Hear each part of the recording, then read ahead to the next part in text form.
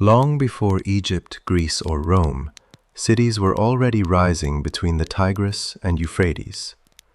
Tonight, we'll travel through the entire story of Mesopotamia, from Sumer and Akkad to Babylon and Assyria, and discover how the world's first great civilizations changed human history. Welcome to Sleepy Hidden History.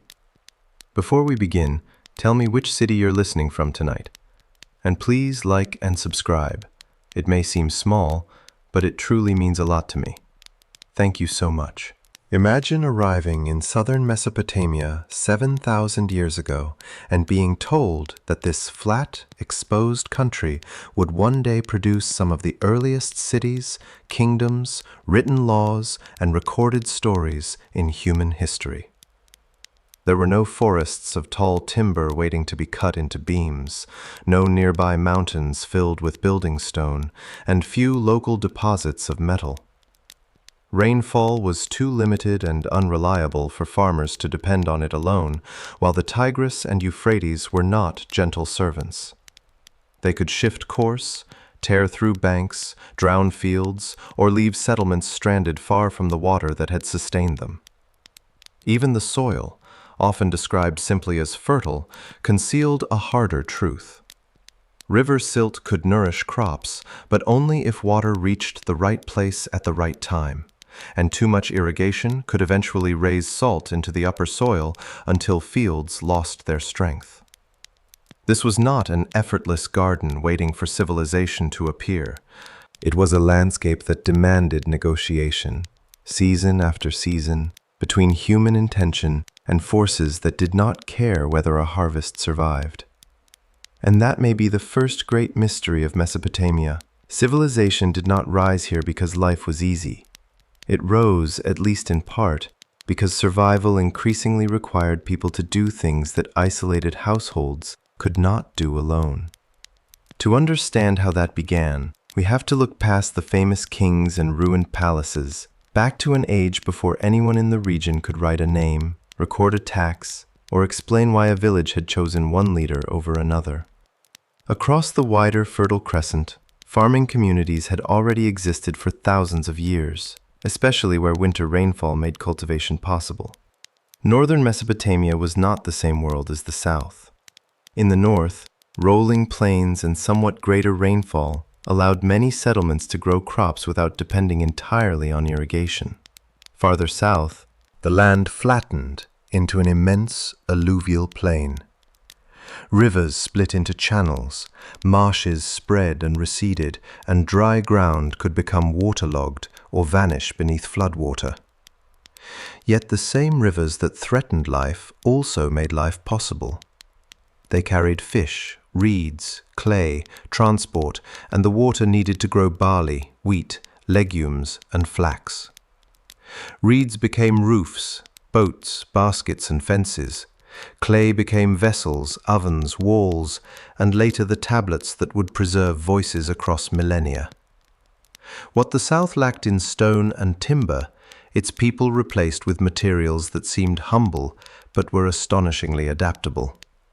Mud brick could create houses, storage rooms, platforms, walls, and eventually monuments large enough to dominate a city. Sun-dried brick eroded, roofs collapsed, and walls had to be rebuilt upon earlier walls. Over generations, settlements rose into artificial mounds filled with broken bowls, animal bones, ash, tools, burials, and floors worn smooth by footsteps. During the Ubaid period, roughly the 6th and 5th millennia BCE, communities across Mesopotamia began to share recognizable styles of pottery, architecture, and ritual practice. The label Ubaid is modern, taken from an archaeological site, and should not be mistaken for the name of a single people or unified state. What spread across the region may have been a web of contact, imitation, migration, trade, and local adaptation, rather than the expansion of one central power. In villages of this period, daily life was already more organized than the word village might suggest. Families lived in substantial mud brick houses, some built around central halls. Grain had to be harvested, protected, and stored. Animals had to be moved between pasture and settlement. At sites such as Tel Abada, archaeologists have found granaries, water channels, pottery installations, and buildings whose layouts hint at carefully structured households and shared work. It does show that labor, space, and resources were no longer being managed casually. Someone had to decide where water flowed, when maintenance began, who contributed work, and how disputes were settled when one field benefited while another dried out. The earliest irrigation channels were probably not gigantic state projects directed by kings. Many may have begun as modest extensions of natural waterways, dug and maintained by households or neighboring groups. But even a small canal creates obligations. Silt must be cleared. Banks must be repaired. Openings must be regulated. If people upstream take too much water, those downstream may receive nothing. If no one maintains the channel, everyone loses. Cooperation, in other words, was not simply an ideal. It was infrastructure. Yet cooperation always contains the possibility of power. A person or family that coordinated labor, controlled storage, mediated access to water, or organized ceremonies could become more influential over time. Archaeologists see signs of growing social difference during the Ubaid period, though the process was uneven and remains debated. Stamp seals, used to mark containers or establish control over goods, suggest increasing concern with identity, access, and accountability. But the evidence does not reveal a clean moment when equality ended and hierarchy began. Authority may have been temporary in one generation, hereditary in another, religious in one settlement, economic in the next. A respected organizer could become a permanent leader, a communal storehouse could become an institution, a shrine rebuilt again and again could gather wealth, labor, and memory until sacred duty and political influence became difficult to separate. Eridu, in the far south, offers one of the clearest glimpses of this transformation. Long before it became famous in later Mesopotamian tradition, people repeatedly built and rebuilt structures at the site. Over centuries, modest sacred spaces appear to have developed into larger, more formal buildings raised on platforms. Later texts would remember Eridu as a place of extreme antiquity, associated with the god Enki and, in some traditions, the first city to receive kingship before a great flood. Those stories were written thousands of years after the earliest settlement layers, so they cannot be treated as eyewitness history. Still, they reveal something important. Mesopotamians themselves imagined that civilization had begun where divine order entered the human world. It shows generations returning to the same ground, perhaps because the place had accumulated meaning that could not be moved as easily as a house. The earliest communities of southern Mesopotamia were not merely solving technical problems. They were creating shared worlds.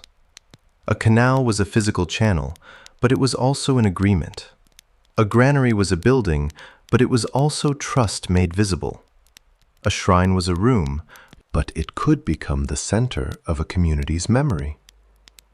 This helps explain why the environment cannot be treated as a single automatic cause of civilization. Older theories sometimes imagined that irrigation demanded centralized government, and that centralized government naturally produced cities. The evidence is more complicated. Small groups can manage water without kings, and complex societies can form through trade, ritual, conflict, population growth, ecological pressure, and competition. Southern Mesopotamia offered a setting in which these forces could reinforce one another. Irrigation increased food production. Greater production supported more people. More people expanded labor and exchange. Larger settlements created new disputes. Disputes encouraged rules and leadership. Leadership could organize larger projects. But none of those steps was guaranteed. Communities could fail, move, fragment, or be buried by shifting rivers. The path toward urban life was not a straight road. It was a series of experiments, most of which have left only broken traces beneath the plain. Trade added another pressure. Southern communities needed materials unavailable nearby: durable timber, high-quality stone, metals, and prized minerals. Ubaid-style pottery and related objects have been found far beyond southern Iraq, including along parts of the Persian Gulf, evidence of contacts reaching into very different landscapes. We cannot always know whether the people carrying these goods were merchants, migrants, sailors, craftspeople, or members of mixed communities. But every exchange required knowledge of routes, seasons, strangers, risks, and value. A settlement near a waterway might become a meeting point. A family controlling boats or storage might gain influence. The rivers were no longer only sources of irrigation, they were roads without pavement, carrying people and ideas between communities beginning to see themselves as part of a wider world. By around 4000 BCE, the southern plain contained settlements with irrigation agriculture, specialized crafts, long-distance connections, prominent communal buildings, and growing differences in wealth and authority. Yet they were not cities in the full sense that would soon emerge. No writing system recorded their agreements. No royal inscription announced who commanded them. Their names are lost, and that absence can make them seem less important than the kings who came later. In reality, they performed the more difficult act. They learned how to remain in a demanding landscape long enough for complexity to accumulate. They turned mud into architecture, reeds into transport, unpredictable water into harvests, and repeated cooperation into institutions. But success created a new problem. As settlements grew, memory became unreliable. Who had delivered grain? Which family owed labor? Which herd belonged to whom? How much had been stored, distributed, promised, or taken?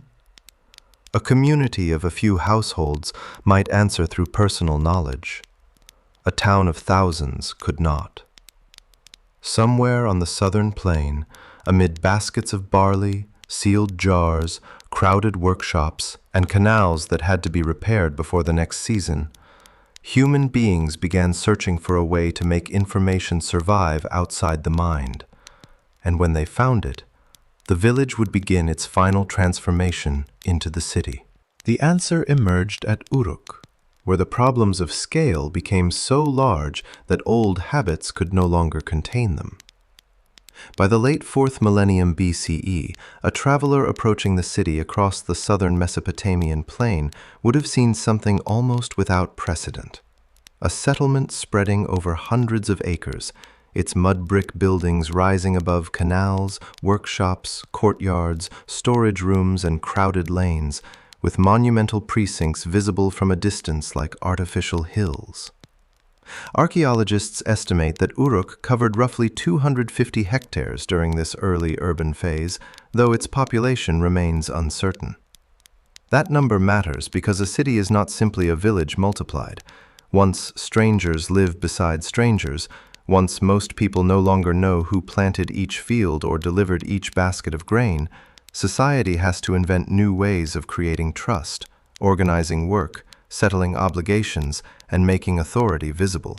Uruk was not merely larger than the communities that came before it. It operated according to a different logic. Within the city, the Iana precinct and the area later associated with the god Anu contained immense buildings whose exact functions are still debated. Some were almost certainly connected with ritual, but calling every monumental structure a temple may hide how closely religion, storage, administration, feasting, and political power were intertwined. Their walls were built from mud brick, yet some surfaces were transformed with thousands of colored clay cones pressed into plaster to form geometric mosaics. It was labor turned into spectacle. Every cone had to be shaped, moved, and placed by hand. The finished walls announced that whoever commanded these projects could direct people on a scale no household could match. Architecture had become an argument about power. Uruk depended on the agricultural surplus of the surrounding countryside, but that surplus did not move by itself. Grain had to be measured, animals counted, fields assigned, workers fed, and finished goods transferred between producers and institutions. Some inhabitants remained farmers, fishers, and herders, while others could spend more of their lives as potters, weavers, builders, metal workers, boatmen, seal cutters, administrators, or ritual specialists. A potter producing vessels in great numbers did not have to grow every mouthful of food, but that freedom made the potter dependent on a much larger system. The city offered possibilities that smaller communities rarely could, yet it also bound people to organizations they did not fully control. Uruk's strength came from interdependence, and so did its vulnerability. Few objects reveal that new world more clearly than the bevel rim bowl, a rough, thick-walled container found in enormous numbers at Uruk period sites. These bowls were made quickly in molds, rather than carefully shaped as unique household possessions. They may have been used to distribute grain, bread, or other standardized rations, perhaps to workers serving large institutions, although scholars still debate their precise function. Somewhere in the city, people were being grouped, measured, and supplied according to categories. It would be wrong to imagine a modern factory or one government controlling every meal, but it would be equally misleading to treat Uruk as a loose collection of independent families. The evidence points toward institutions capable of gathering surplus and directing labor, even if we cannot reconstruct exactly who stood at the top. Art offers a partial glimpse. On seals, sculptures, and the carved vessel known as the Warka vase, a bearded male figure appears larger than others, wearing a distinctive garment and participating in scenes linking agriculture, offerings, and divine authority. Scholars often call him a priest-king, but that title is an interpretation, not a name preserved from his time. He may represent a ruler whose authority depended on ritual performance, an ideal office rather than one individual, or a figure whose sacred and political roles could not yet be separated. Uruk's leaders did not present power as merely the ability to command. They placed it inside a cosmic order in which crops, animals, gods, and human labor formed a single chain. Yet power also required proof. A sealed storeroom can be opened, a basket removed, and a worker can claim that a ration was never received. Uruk's administrators responded with tools that gradually turned accounting into something far greater.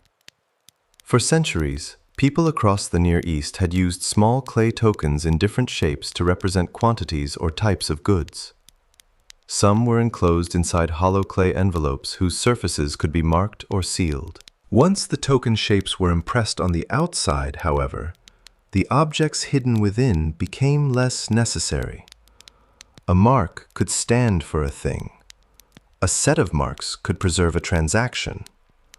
This was probably not a single flash of invention, and the exact route from tokens to tablets remains debated. But at Uruk, around the late 4th millennium BCE, clay records multiplied dramatically. The earliest tablets were not books, letters, or royal chronicles. They were compact administrative surfaces covered with numbers and signs representing commodities, workers, animals, fields, and institutions. Barley appears again and again, along with textiles, livestock, containers, and ration amounts. The city did not first write down its dreams. It wrote down what it could count. That fact changes the emotional meaning of writing's birth. We often imagine writing as humanity discovering a voice that could outlive the speaker. But the first recognizable voice is closer to an accountant asking where the grain went. Even so, These marks were more revolutionary than their creators could have understood. Once information could exist outside a living mind, it could be checked by someone who had not witnessed the exchange. It could travel with goods, survive the death of an official, expose a shortage, or justify a demand. Clay gave institutions a memory longer than any person's, and that memory naturally favored those who controlled the records. Writing did not simply describe the growing state. It helped make the state possible. Early writing was not yet a smooth representation of spoken language. Many signs were pictorial or abstract, and different numerical systems could be used depending on what was being counted. Over generations, signs became more conventional and increasingly capable of representing sounds as well as objects and ideas.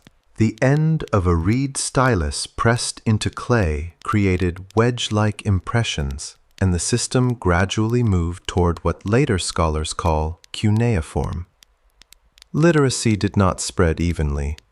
Specialized scribes became intermediaries between physical goods and institutional knowledge, able to turn sheep, jars, fields, and days of labor into symbols that powerful organizations could store.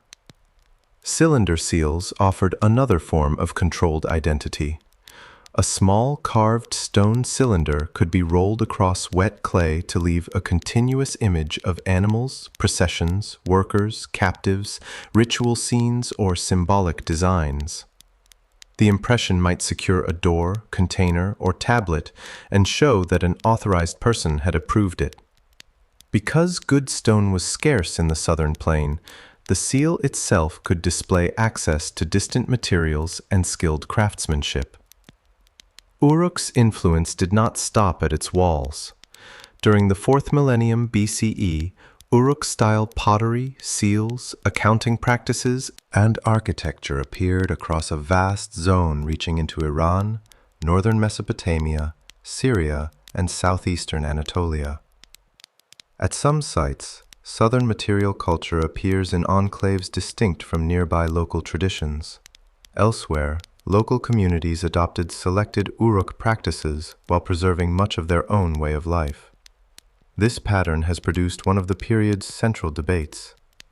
Were people from Uruk establishing colonies to control trade? Were merchants and migrants forming distant communities? Did local elites imitate the symbols of a prestigious urban center? Or did several processes occur at once? No single explanation fits every site. What can be said is that Uruk had become part of a network large enough for its styles and administrative technologies to travel hundreds of miles. The city needed resources that the alluvial south could not provide in abundance, including timber, stone, and metals.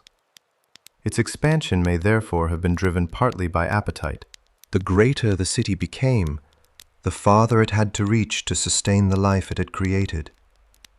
But networks can contract as quickly as they grow.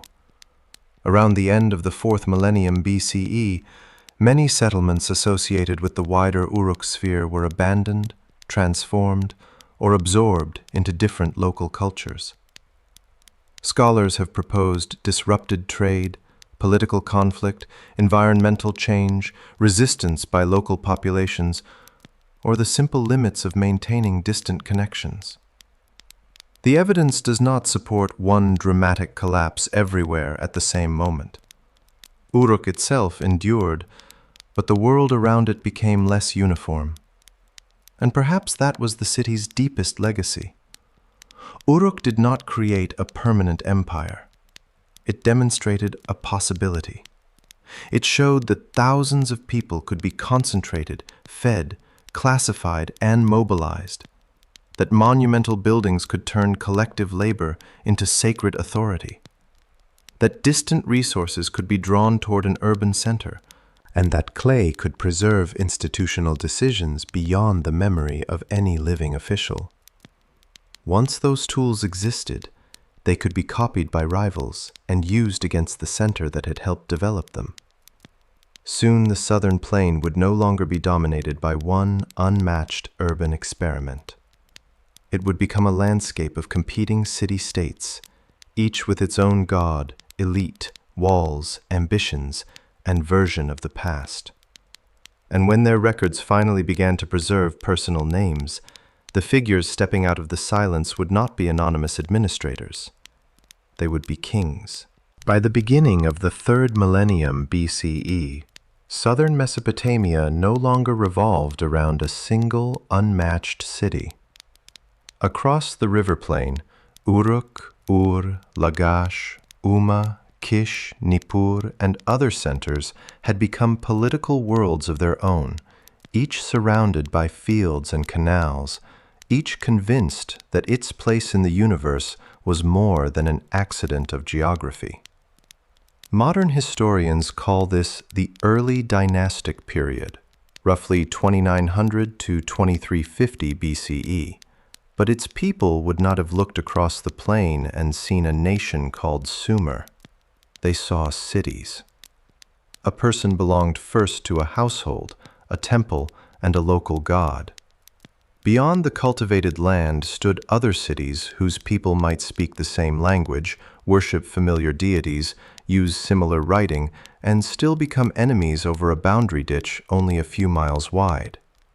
This was the strange political landscape of Sumer, culturally connected, economically interdependent, and almost continually divided. The city was not merely where people lived. It was a sacred estate, thought to exist under the protection of a divine owner. Ur belonged to the moon god Nanna. Uruk was closely associated with Inanna and Anu. Lagash honored Ningirsu. Eridu belonged to Enki. The gods were imagined less as distant symbols than as powerful personalities with families, rivalries, desires, temples, land, servants, and possessions. Their houses stood at the center of urban life, supplied with food, drink, textiles, music, incense, and carefully maintained rituals. Yet a temple was not simply a church in the modern sense. It could command fields, store crops, employ workers, support craftspeople, and participate in trade. Religion, economics, and government were not separate systems that occasionally cooperated. They were woven together so tightly that a ruler repairing a canal could claim he was restoring the order desired by the gods, while a military victory could be presented as divine judgment. This did not mean temples controlled every field, or everyone accepted authority without question. Households, merchants, assemblies, palaces, and temple estates all appear in the evidence, though their importance varied. The titles of rulers also resist neat translation. Some were called ensi, often rendered as governor or city ruler. Others used lugal, literally great man, a title that came to mean king. What mattered was the ability to make authority visible. A ruler built temples, dug canals, led troops, settled disputes, dedicated statues, and ordered inscriptions explaining why the gods favored him. Those inscriptions are invaluable, but they are never neutral. A king did not carve stone so future scholars could receive a balanced report. He carved it so enemies, subjects, gods, and descendants would remember the world as he wanted it remembered. Nowhere is that clearer than in the long conflict between Lagash and Umma. The two city-states disputed a fertile border territory known as the Guadena, land made valuable by irrigation and dangerous by the same fact. A boundary was not merely a line on a map. It determined who controlled fields, who maintained channels, who received water first, and who collected the grain produced there. Inscriptions from Lagash describe violated agreements, sacred boundaries, and repeated victories. The famous Stele of the Vultures, commissioned by Eannatum of Lagash in the 25th century BCE, shows soldiers advancing in formation behind their ruler, while the god Ningirsu captures enemies in a vast net. It is among the earliest surviving monuments to present war as an organized political act. Yet it also reveals how carefully violence was framed. Lagash did not say it wanted more land, it said the gods had established the rightful border and its enemy had broken divine order. Uma's version is largely missing, and that silence matters. Much of early history reaches us through monuments created by those able to preserve their claims. Victory appears inevitable when only the victor's stone remains standing. The conflict exposes a deeper tension within Sumerian civilization. Irrigation encouraged cooperation inside communities, but it could sharpen competition between them. A canal sustaining one city might reduce the water reaching another. Expanding fields could push farmers toward an old boundary. War was therefore not simply a collapse of civilization. It became one of the tools civilization developed to defend the systems on which it depended. Armies were not yet the enormous professional forces of later empires, but rulers could mobilize spearmen, shield bearers, battle wagons, and laborers responsible for supplies. The object known as the Standard of whose original purpose remains uncertain, presents ordered combat and captives on one side, and a banquet supported by animals, goods, and servants on the other. Whatever event it represents, its contrast captures the logic of elite power. Victory beyond the city was converted into abundance and ceremony within it. Behind those ceremonies stood thousands of people whose lives are easier to glimpse in administrative tablets than in royal art.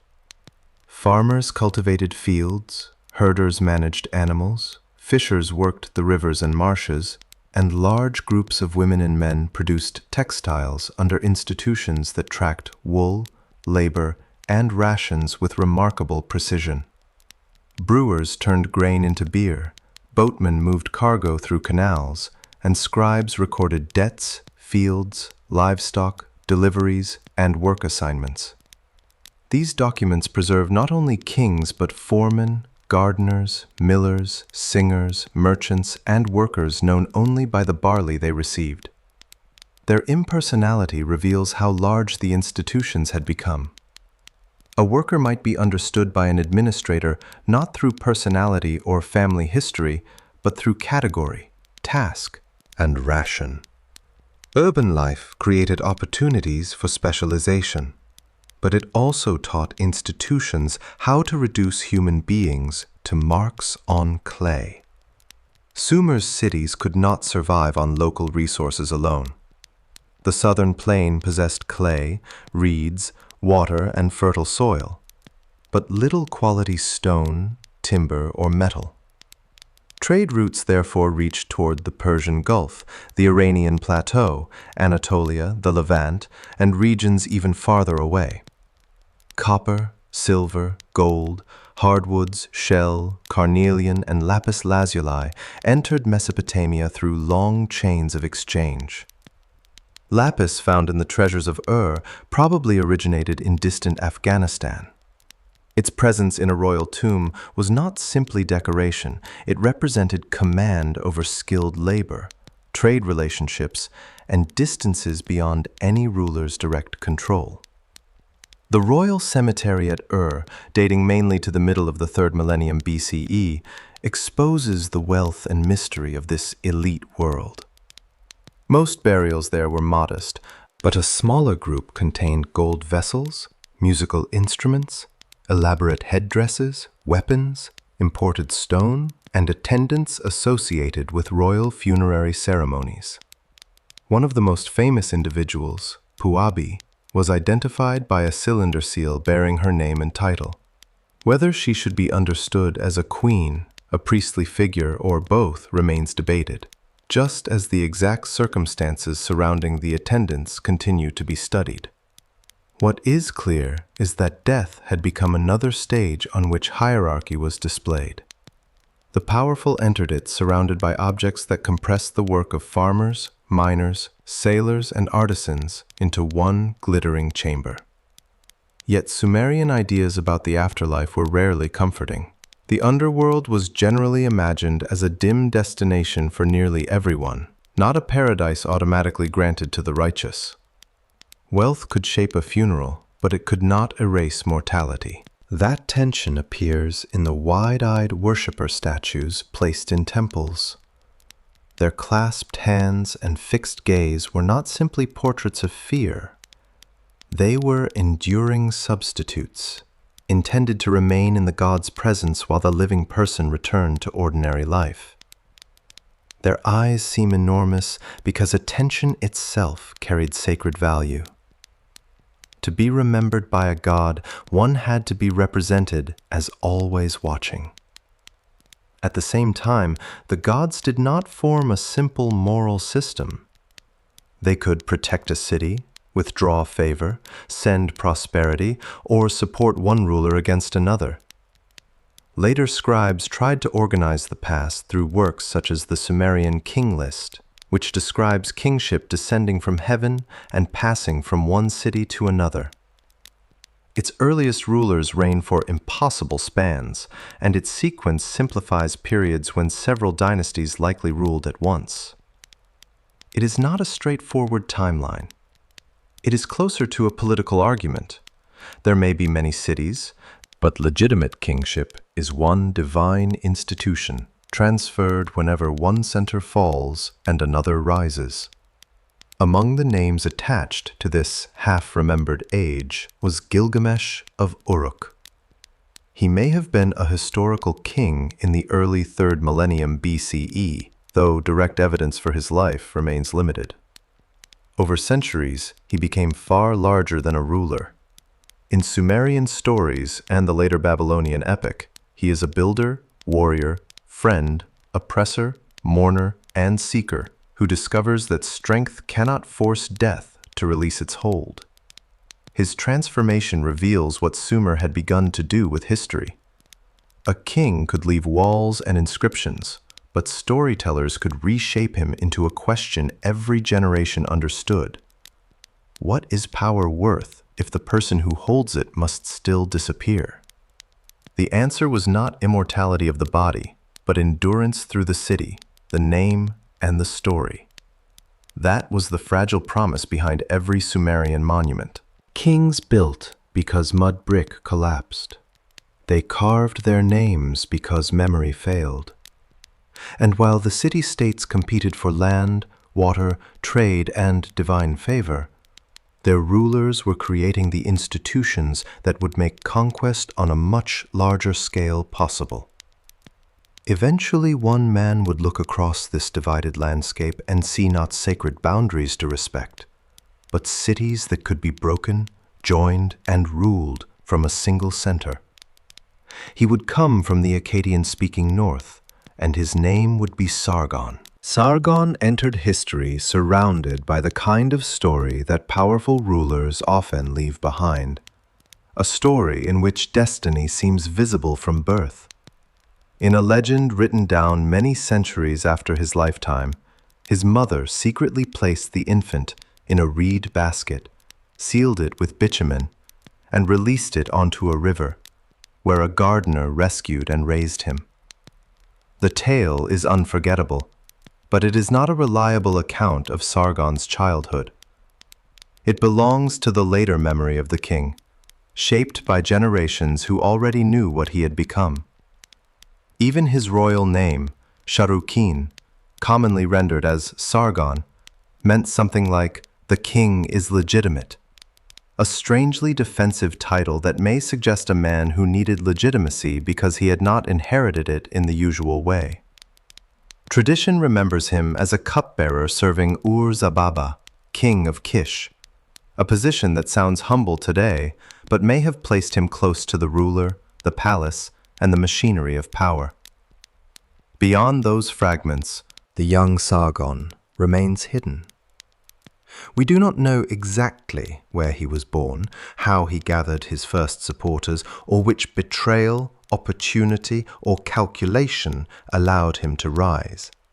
What we do know is that sometime in the 24th century BCE, While the cities of southern Mesopotamia were still struggling for dominance, Sargon appeared from the Akkadian-speaking north and began turning their rivalries into the foundation of something far larger.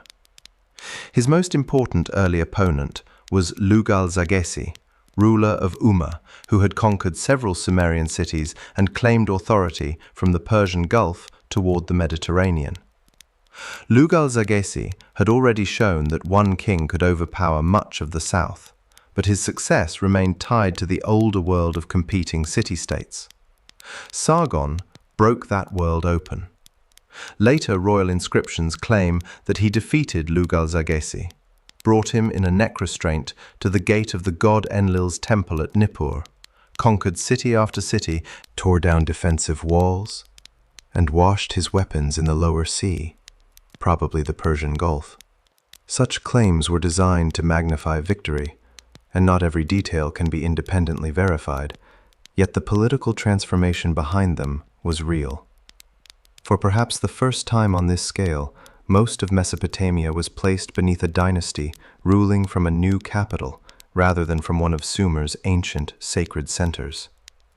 That capital was Agade, or Akkad, the city that gave its name to the people, language, period, and empire. Its influence once reached across the Near East, yet archaeologists have still not located it with certainty. It may lie beneath a later settlement, under river deposits, or somewhere that has not yet been recognized. There is something almost fitting about the disappearance of Agade. The center of the earliest great Mesopotamian empire survives mainly through the voices of cities it ruled. Historians often call Sargon's realm the world's first empire, although that phrase depends on how an empire is defined. Earlier rulers had conquered neighboring lands, controlled dependent cities, and claimed wide authority. What made Akkadian rule distinctive was the apparent attempt to hold many different cities, regions, and peoples within a continuing territorial system governed by one royal house. Sargon did not merely raid distant places and return home with treasure. He installed loyal officials, accepted tribute, placed garrisons or representatives in strategic centers, and tried to make local institutions answer to a dynasty based elsewhere. This was a dangerous experiment because conquest is often easier than government. An army can enter a city in days. Persuading that city to send grain, silver, labor, and soldiers for years is another matter. Sargon had to leave much of the existing Sumerian world intact because destroying it would have destroyed the wealth he wanted to command. Temples continued to function. Scribes continued to write in Sumerian. Local traditions survived, and many administrators remained essential. Akkadian power rested not on erasing Sumer, but on standing above it. The empire joined two major linguistic traditions, Sumerian, unrelated to any known language family, and Akkadian, a Semitic language related distantly to later Babylonian and Assyrian dialects. Akkadian increasingly appeared in official inscriptions, yet Sumerian retained enormous religious and cultural prestige. The result was not a simple replacement, but a long fusion. Gods received new names or were identified with one another. Artistic forms crossed linguistic boundaries. Scribes learned to move between traditions. Kings described themselves through titles inherited from the cities they had conquered. The empire's ability to borrow may have been as important as its ability to intimidate. One of Sargon's most subtle political decisions can be seen in the career of his daughter, Enheduanna. He appointed her high priestess of the moon god Nanna at Ur, placing a member of the Akkadian royal family inside one of southern Mesopotamia's most prestigious religious offices. This was not merely a ceremonial honor. Ur was wealthy, sacred, and politically important. Through Enheduanna, the dynasty could connect northern royal power to southern religious authority without pretending that the old gods no longer mattered.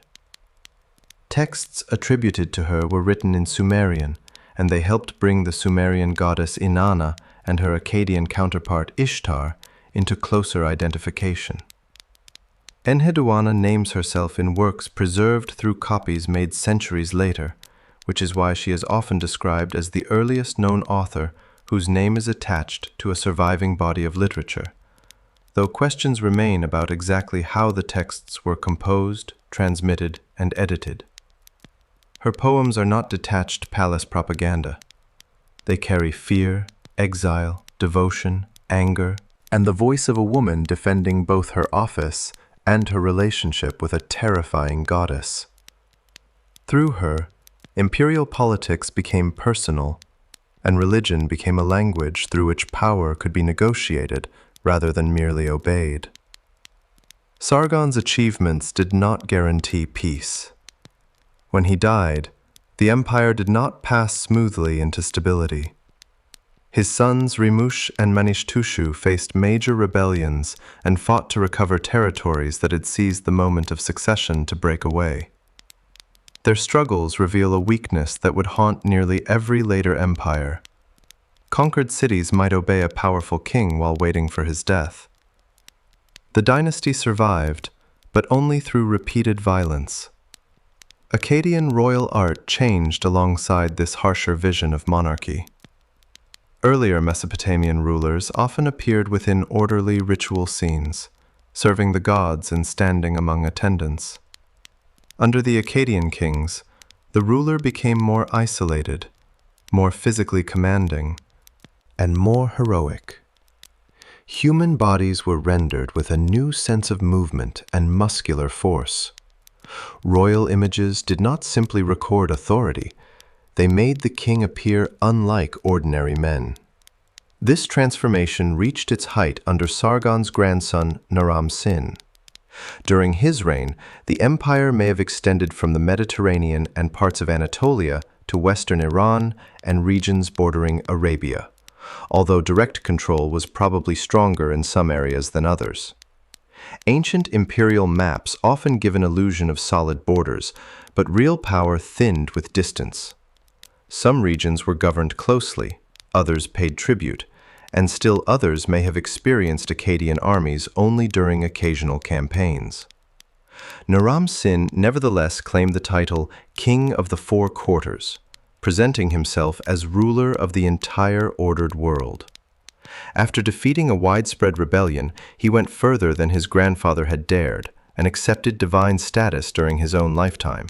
On the famous victory stele, he climbs a mountain above fallen enemies, wearing a horned helmet normally associated with gods. His soldiers look upward while defeated bodies collapse beneath his path, and even the landscape seems to rise toward him. The image is not a battlefield photograph. It is a carefully constructed statement. The king has become the point where military victory, natural order, and divine favor meet. Yet the higher Akkadian kings raised themselves, the more dangerous failure became. If the ruler claimed to control the four quarters, every rebellion exposed the limits of that claim. If he was treated as divine, defeat could not be explained as an ordinary political setback. Later Mesopotamian literature transformed the fall of Akkad into a moral drama, accusing Naram-Sin of offending the gods and describing Agade as cursed and abandoned. Those texts were composed long after the events and should not be read as direct historical evidence. But they reveal how later societies understood empire. Extraordinary success invited pride, and pride invited divine correction. The historical decline was almost certainly less theatrical. After Naram-Sin, Shar-Kali-Shari struggled to maintain the empire while facing revolts, rival rulers, and pressure from groups on its frontiers, including people identified in Mesopotamian sources as Gutians. Local cities reasserted independence, royal control contracted, and the last kings of the dynasty appear to have ruled little beyond the territory surrounding Agade. Climate has also entered the debate. Evidence from parts of northern Mesopotamia has been interpreted as showing severe dry conditions around this broad period, which may have weakened rain-fed agriculture, disrupted settlements, and pushed populations toward more secure regions. But the idea of one global megadrought suddenly destroying Akkad has become increasingly contested. Climate records vary by place and date, and even a serious regional drought would have acted alongside political fragmentation, warfare, unstable succession, economic strain, and resistance to imperial rule, rather than replacing them as explanations. Akkad therefore did not fall because one king committed one sin or because one dry season ended civilization. It fractured because the structure Sargon created demanded constant movement of information, food, loyalty, and force across distances no Mesopotamian dynasty had previously tried to command for so long. Yet failure did not erase his achievement. Long after Agade vanished, rulers continued to call themselves kings of Sumer and Akkad, invoke Sargon's memory, imitate Naram Sin's titles, and dream of uniting the land again. The empire itself had broken apart, but the idea of empire had survived, and among the southern cities preparing to rise from the ruins, would soon build a state even more organized, documented, and demanding than the one that came before it. When the kings of Akkad could no longer hold the plain together, power did not vanish. It broke into pieces, leaving southern Mesopotamia divided among local rulers and ancient cities struggling to survive without an imperial center. Out of that uncertainty came Ur-Nammu, a man whose origins are less dramatic in the surviving record than Sargon's, but whose achievement was in some ways more difficult. Around 2112 BCE, after Utu-Hegal of Uruk helped end the period of Gutian dominance in the south, Ur-Nammu emerged as king of Ur and gradually extended his authority over the principal cities of Sumer. His inscriptions adopted the title King of Sumer and Akkad, deliberately joining the two great political traditions of the previous age. Yet the state he built was not simply Akkad restored under a Sumerian name. It was more bureaucratic and far more deeply documented. A kingdom whose strength lay in its ability to count, classify, and supervise what passed through it. From a distance, must have seemed to embody permanence. Rising above the houses was the great ziggurat begun under Ur-Nammu, a massive stepped platform of mud brick faced with fired brick and bitumen, built for the moon god Nana. In the 21st century BCE, it would have appeared tall and carefully maintained, approached by broad stairways and surrounded by sacred buildings, courtyards, and storehouses. It was not a pyramid or a tomb, nor was it designed for crowds to gather at its summit. The ziggurat elevated the god's sanctuary above the ordinary city, turning architecture into a visible hierarchy. People below, divine residents above, and the king between them as builder, provider, and guardian. Ur-Nammu sponsored similar work at Uruk, Eridu, and Nippur, binding the kingdom together through restoration projects that honored local gods while reminding each city who commanded the labor and resources required to rebuild their houses. The strategy was politically intelligent. A ruler attempting to govern Sumer could not treat its ancient cities as interchangeable provinces. Each carried its own memories, priesthoods, and claims to divine importance. By repairing temples and canals, Ur-Nammu presented unification not as the destruction of local identity, but as the return of order after chaos. That image of the restoring king also appears in the law collection associated with his reign. It predates the more famous laws of Hammurabi by several centuries, overturning the common impression that written law began in Babylon. The surviving text is fragmentary and known largely through later copies, so scholars remain cautious about exactly how it functioned. It was probably not a comprehensive code consulted like a modern statute book. Its prologue is a royal declaration of justice, praising the king for establishing reliable measures and protecting the vulnerable from the powerful, while its rulings present model cases involving injury, marriage, slavery, accusations, and compensation. Some offenses required payment rather than physical retaliation, although the laws still reflect the inequalities of their society. The deeper purpose was political as much as legal. Ur-Nammu was showing that order did not consist only of soldiers guarding walls. It also meant predictable weights, recognized obligations, and a ruler who claimed to prevent private power from becoming uncontrolled predation. Justice, in this setting, was part of royal infrastructure. Ur-Nammu's reign was relatively brief, and a later literary composition describes him dying on campaign and being carried into the underworld despite all he had built.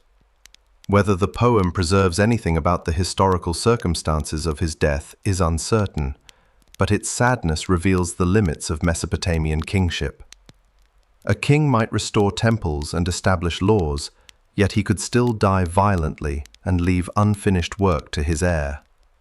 That heir was Shulgi, who ruled for nearly half a century and transformed Ur III from a restored southern kingdom into a highly organized territorial state. Shulgi's own hymns portray him as almost impossibly gifted. A mighty warrior, expert judge, master musician, learned scribe and athlete, capable of running from Nippur to Ur and back within a single day. The claim may be royal exaggeration or a stylized display of superhuman energy. What matters is the image he cultivated. Earlier rulers had shown themselves chosen by the gods. Shulgi increasingly presented himself as a king whose personal excellence justified rule.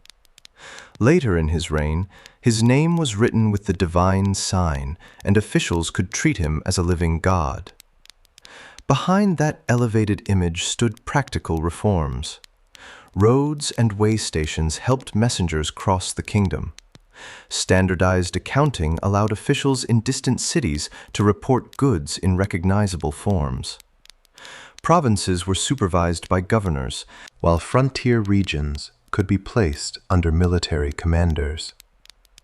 Taxation and tribute moved toward central collection points, and state institutions redistributed animals, grain, wool, oil, beer, and labor on a scale that generated an ocean of clay tablets.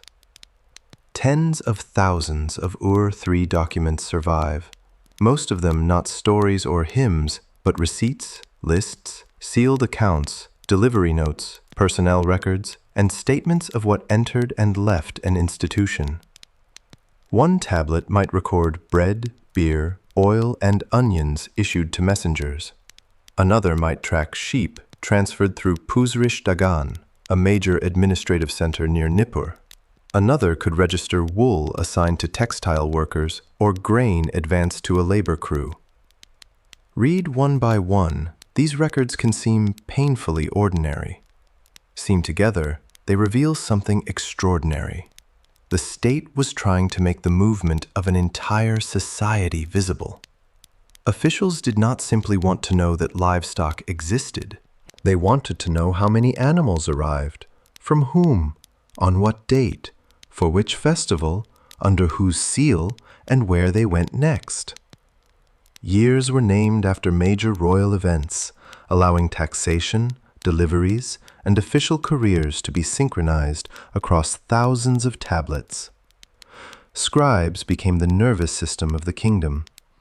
Their work allowed the court to act at a distance, but it also created a society in which people could be reduced to entries in an account.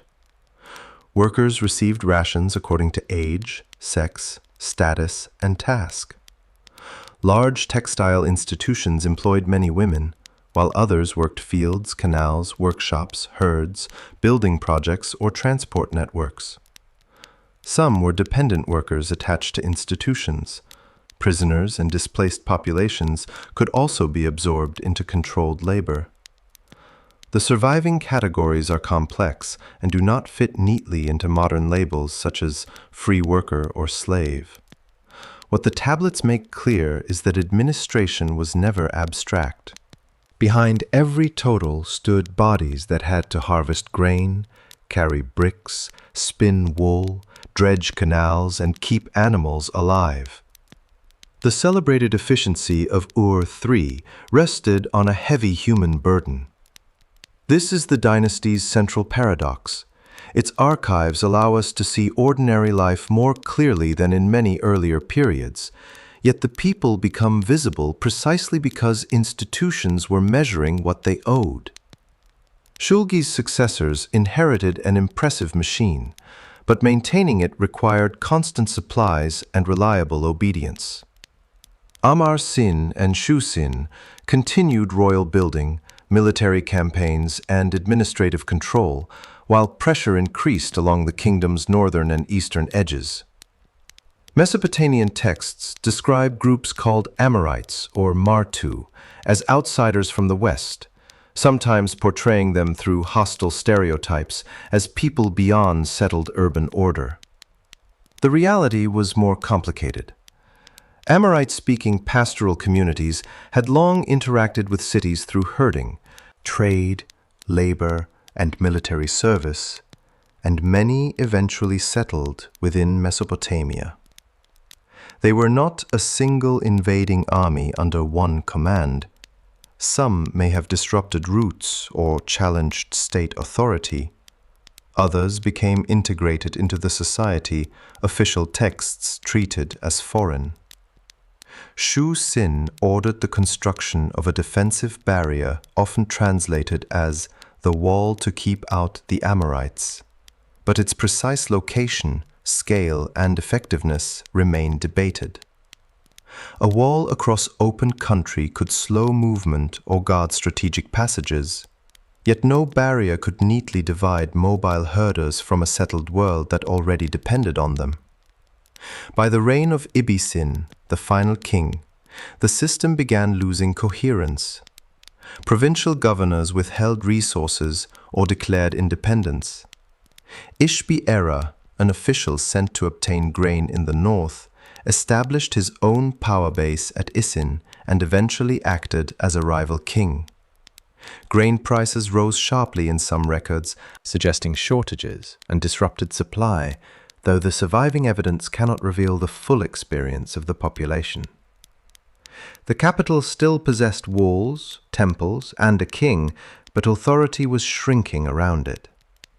This is how complex states often fail, not when every structure collapses at once, but when instructions travel outward and no longer return as obedience, when taxes remain in provincial storehouses, and when a bureaucracy continues producing records for a world it is losing the ability to control. Around 2004 BCE, forces from Elam and allied regions attacked Ur, sacked the city, and carried Ibbi-Sin away. Later laments describe storm, fire, abandoned streets, broken temples, and gods leaving their sanctuaries. They are literary works, not neutral reports, but their emotional force may preserve the shock of watching a city that had presented itself as the restored center of cosmic order become vulnerable like every city before it.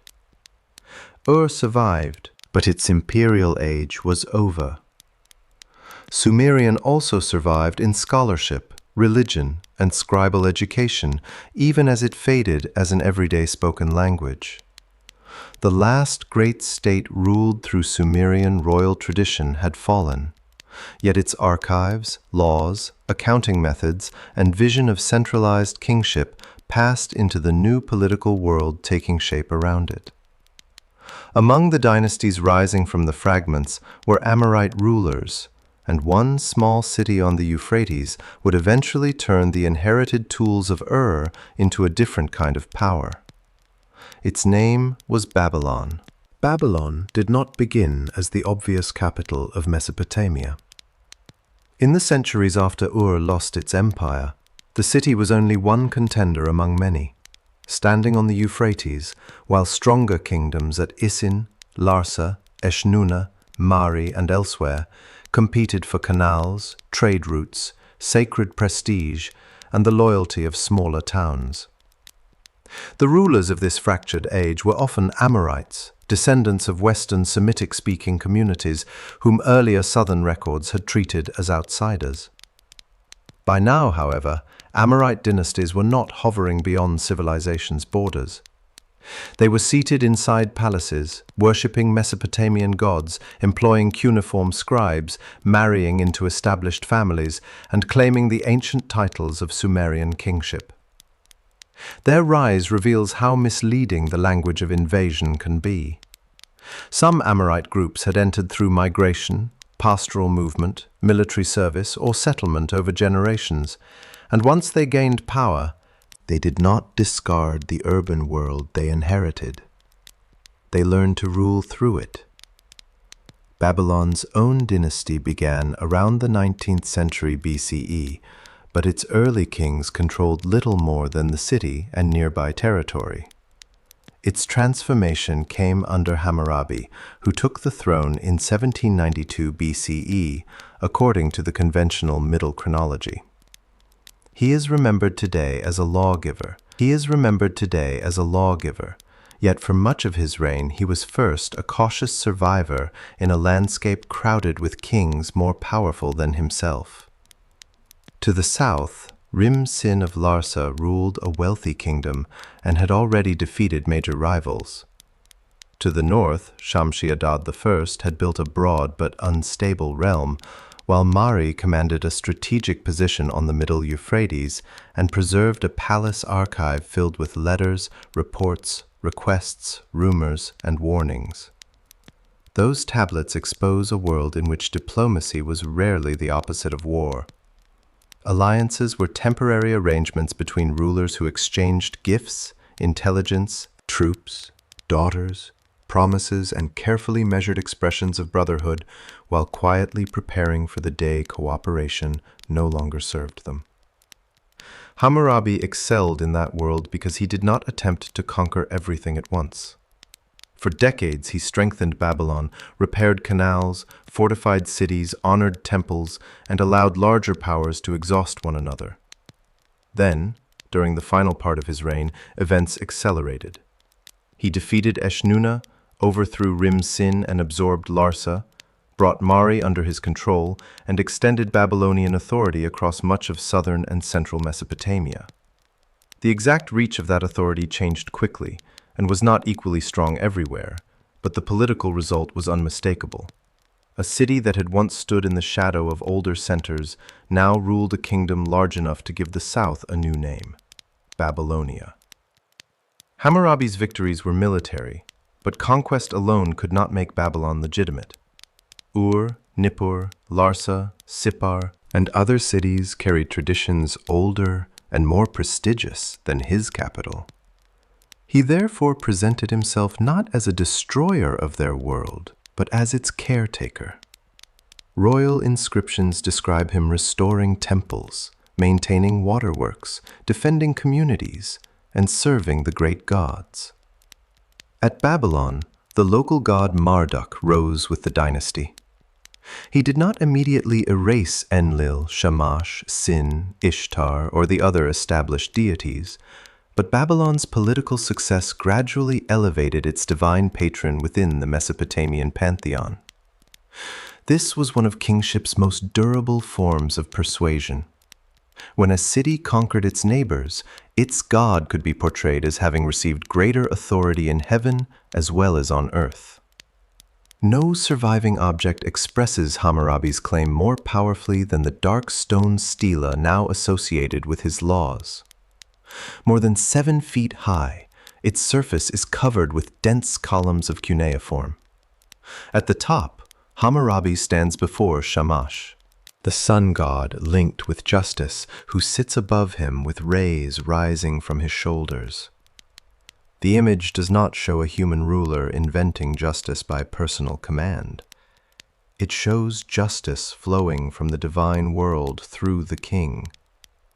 Beneath that scene are nearly 300 surviving legal judgments dealing with fields, irrigation, trade, loans, marriage, inheritance, adoption, labor, theft, assault, professional responsibility, and slavery. They are written in conditional form, If a particular situation occurs, then a particular judgment follows. This is why calling the monument a law code can be useful but also misleading. It was not a complete set of statutes covering every possible case, nor is it clear that judges carried copies into court and mechanically applied each provision.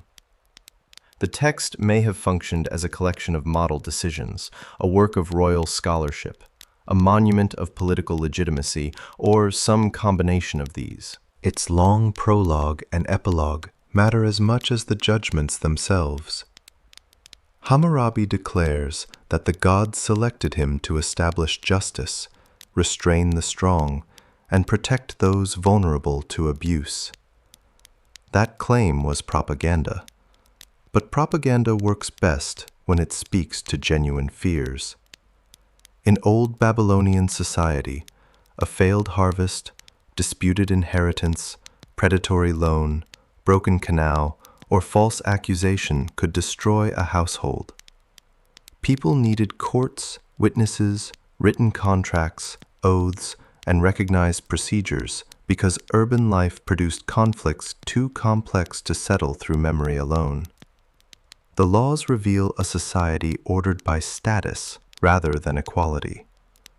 Penalties could differ depending on whether the injured person was a high-status freeman, a dependent commoner, or an enslaved person. The famous principle of bodily retaliation applied only in certain cases between people treated as social equals. In other situations, financial compensation replaced physical punishment. This was not equality before the law in the modern sense. It was an attempt to make consequences predictable inside an unequal world. Even so, the text sometimes limited private revenge, regulated fees, demanded evidence, and imposed responsibility on professionals. A builder whose poorly constructed house collapsed could face severe punishment. A boatman, physician, merchant, herdsman, or tenant could be judged according to the obligations attached to the role. The harshness can feel startling, but the underlying concern remains familiar. When specialized work creates danger, who should bear the cost when it fails? Family law reveals an equally complicated mixture of protection and control. Marriage was normally a legal and economic agreement involving families, property, and a written contract. Women could possess dowries, inherit in certain circumstances, conduct some business, and seek remedies under specific conditions. Yet the household remained patriarchal, and husbands generally held greater power over marriage, sexuality, children, and divorce. Debt could force family members into temporary service, while slavery was an accepted institution woven into households and the economy. The laws did not challenge those structures. They regulated them, showing how a state can reduce certain abuses while preserving the hierarchy that makes those abuses possible. Beyond the royal stela, thousands of ordinary tablets bring this society closer. They record house sales, field leases, loans of silver or barley, business partnerships, adoptions, inheritances, marriage agreements, court testimony, and letters between people separated by only a day's journey or by months of caravan travel. In the north, merchants from Ashur established trading communities in Anatolia, sending textiles and tin by donkey caravan and receiving silver and gold in return. Their private letters are filled not with imperial slogans, but with delayed shipments, family arguments, risky investments, unpaid debts, and anxious instructions. Commerce depended on trust, but trust was reinforced by seals, witnesses, duplicate records, and envelopes of clay. A merchant could send wealth across mountains because writing allowed agreements to travel farther than reputation. Scribes who produced these records trained through repeated copying, memorizing signs, word lists, model contracts, proverbs, mathematics, hymns, and literature. Their schools were not modern public classrooms. and literacy remained limited, but scribal culture preserved and reshaped the intellectual inheritance of earlier centuries. Old Babylonian students copied Sumerian long after it was no longer widely spoken in daily life. They solved mathematical problems involving fields, bricks, interest, and geometry. They transmitted stories of Gilgamesh and composed new works about divine decisions, human suffering, and catastrophic flood. The Atrahasis tradition, developed in this period, imagined humanity created for labor and nearly destroyed when its growing noise disturbed the gods, only to survive through warning and ingenuity. Such stories were not simple entertainment. They explored the same tension visible in Hammurabi's monument. Order is necessary, but the powers that create order can also become terrifying. Hammurabi died around 1750 BCE after ruling for more than 4 decades. His son, Samsu-iluna, inherited the kingdom, but not the unique political balance that had built it. Rebellions erupted, southern territories broke away, economic networks shifted, and Babylonian control contracted. Later kings preserved the dynasty for generations, yet they could not fully restore Hammurabi's reach. Then, around 1595 BCE, in the conventional chronology, a Hittite army under Mursili I traveled from Anatolia, struck Babylon, carried away royal and sacred treasures, and withdrew. The attack ended the first dynasty of Babylon, though many details remain uncertain, and the city itself was not erased. Hammurabi's empire had lasted only briefly at its greatest extent, but Babylon's name had acquired a power conquest could not remove. Its language, legal traditions, scholarship, and God would continue to shape Mesopotamia long after the dynasty fell. The stone stela itself was eventually taken east to Susa as war booty, yet the judgments carved into it survived the kingdoms that moved it. That may be the final irony of Hammurabi's justice. The empire he built proved temporary, while the image of the king standing before the god of justice became nearly immortal. And beyond Babylon's weakened borders, new rulers were already preparing to claim its prestige as their own. The Hittite army that struck Babylon did not remain to govern it, and when the soldiers withdrew, they left behind something more dangerous than ruins. An empty center in a country where every neighboring power understood what control of Babylon could mean.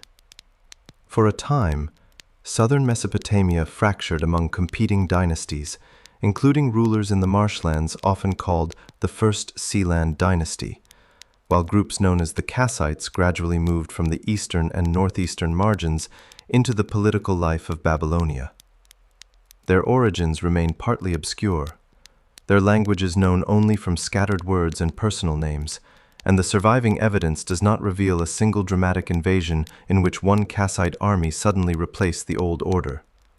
They may have entered over generations as soldiers, migrants, laborers, herders, and political allies before a Kassite royal house secured Babylon and much of the surrounding country. What followed is one of history's quieter surprises. These rulers, remembered by later Babylonians as foreign, did not attempt to wipe away Babylonian identity. They adopted it so thoroughly that their dynasty endured for roughly 4 centuries, longer than any other ruling house in Babylonian history. They used Akkadian in official inscriptions, honored the ancient temples, restored old sanctuaries, employed Babylonian scribes, and presented themselves through the same sacred language of kingship that had legitimized earlier dynasties. Their own gods and names remained, but political survival required them to understand that Babylon was not merely a city that could be occupied.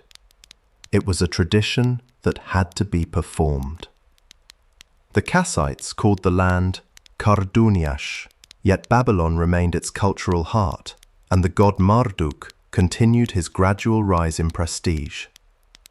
The dynasty also built a new royal center at Dur Kurigalzu, near modern Baghdad, where a great ziggurat and palace complex rose above the plain. Creating a new capital may have allowed the kings to establish a court more directly associated with their own dynasty, but they did not abandon Babylon's religious authority.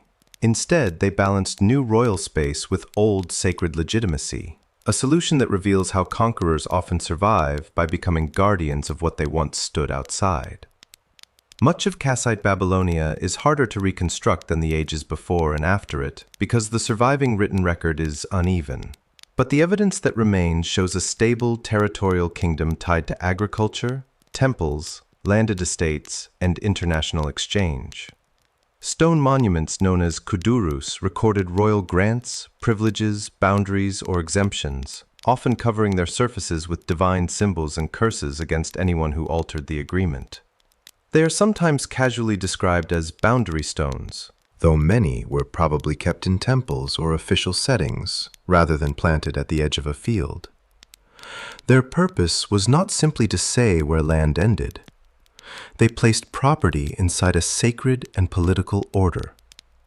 A grant depended on witnesses, royal authority, and gods imagined as punishing anyone who tried to erase the decision. In a world where mud brick walls collapsed and local officials changed, stone made a promise appear permanent, even when history rarely was. By the 14th century BCE, the Kassite kings were participating in an international system unlike anything Mesopotamia had previously known. Egypt, Babylonia, Assyria, Mitanni, Hatti, Al-Ashia on Cyprus, and other powers were linked through diplomatic letters, royal marriages, gifts, trade, and carefully managed claims of status. The correspondence found at Amarna in Egypt preserves rulers addressing one another as brother, a word that did not express affection so much as equality. Great kings expected gold, horses, chariots, luxury objects, and marriage partners to move between courts in ways that confirmed their rank. A gift that seemed too small could be treated as an insult. A delayed princess could become a diplomatic crisis. A king might complain that his messenger had been detained, that the gold sent by Egypt was impure, or that another ruler was being recognized as an equal without deserving it. Beneath the polished language was a world of surveillance and insecurity. Every court wanted friendship, but every court also wanted proof that it mattered more than its rivals. Babylonian cuneiform became the principal language of this diplomacy, even in regions where no one spoke it in daily life. Scribes in Egypt, Anatolia, Syria, and the Levant learned to communicate through a Mesopotamian written tradition, giving Babylon a cultural reach that exceeded the direct power of its armies. This is one of the most revealing forms of influence. Other kingdoms did not need to be conquered to begin thinking through Babylonian words. Yet, the international order was never truly balanced. To the north, the kingdom of Mitanni had long influenced Upper Mesopotamia, while Assyria remained restricted around its ancient center at Ashur. Then the balance shifted. Hittite pressure weakened Mitanni, and Assyrian rulers began expanding into the space it lost. Under Ashur-uballit I in the 14th century BCE, Assyria forced its way into the circle of great powers. His letters to the Egyptian pharaoh claimed the same brotherly status enjoyed by older kingdoms, much to the irritation of the Babylonian court, which still regarded Assyria as a former subordinate. This was more than a quarrel over etiquette. Recognition could translate into trade, marriage, and strategic advantage. Once Egypt answered Assyria as an equal, an old hierarchy had been broken. The Assyrian state that emerged was different from the merchant community of earlier centuries.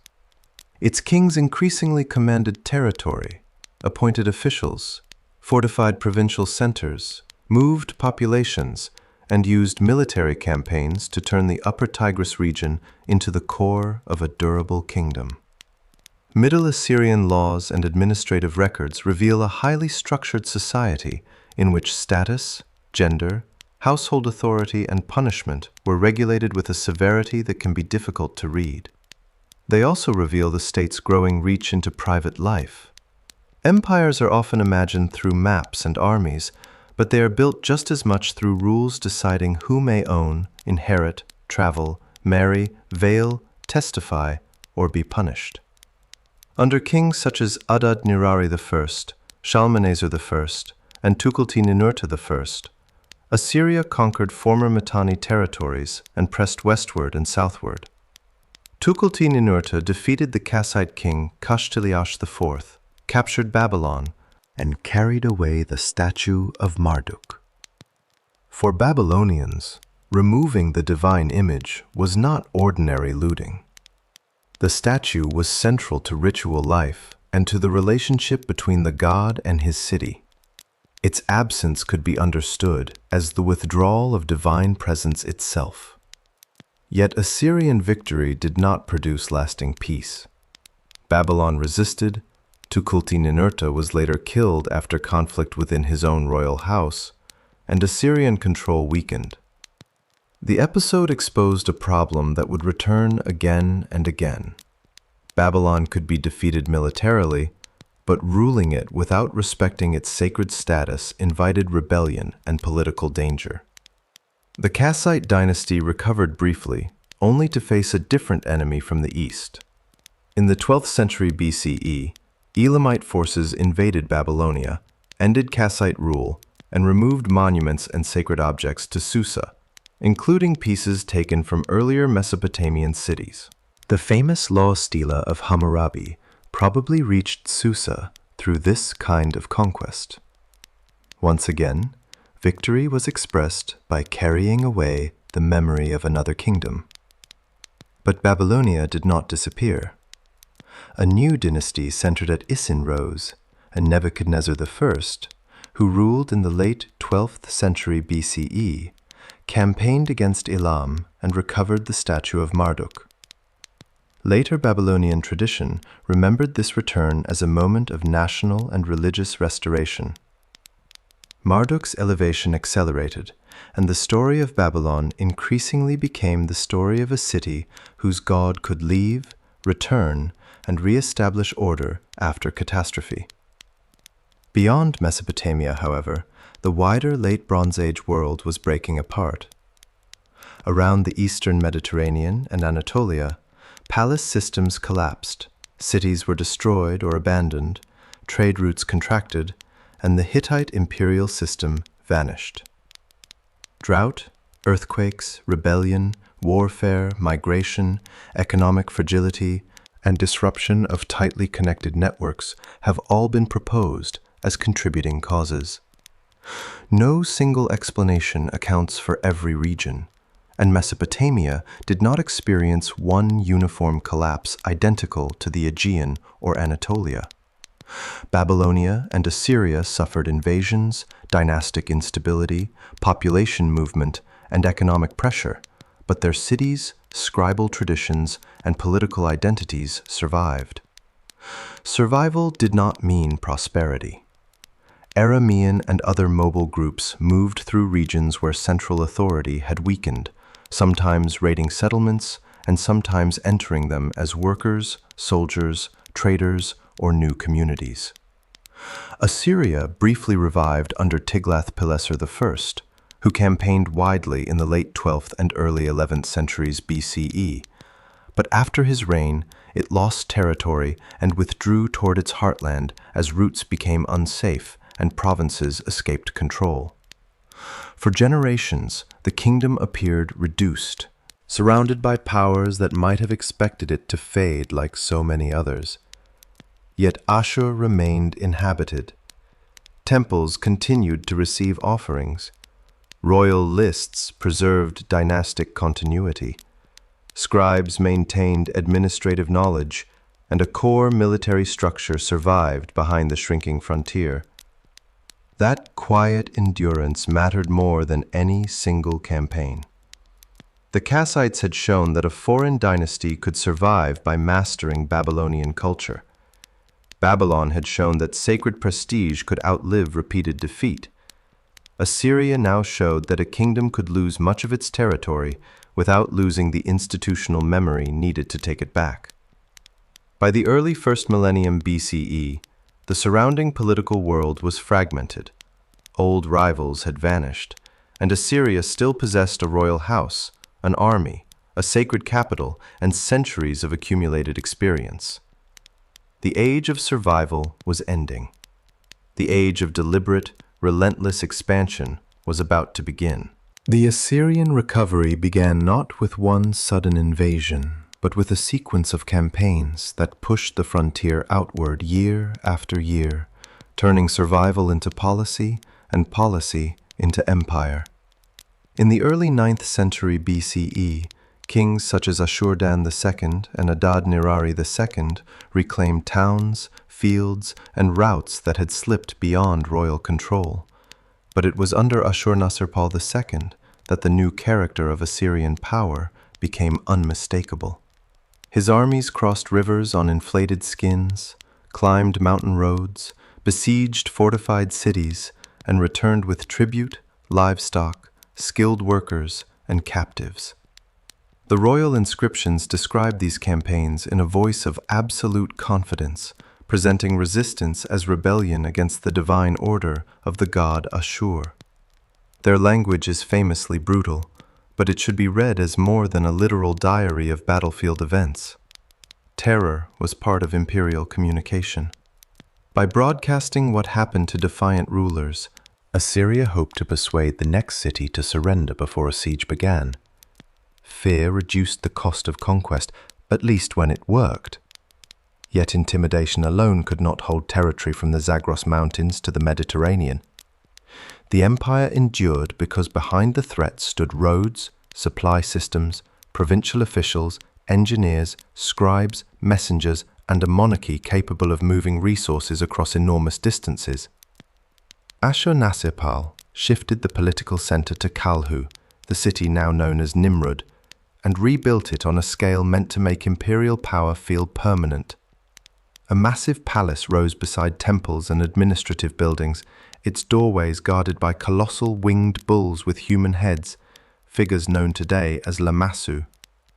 Along the palace walls, carved stone panels showed the king hunting, receiving tribute, performing rituals, and defeating enemies.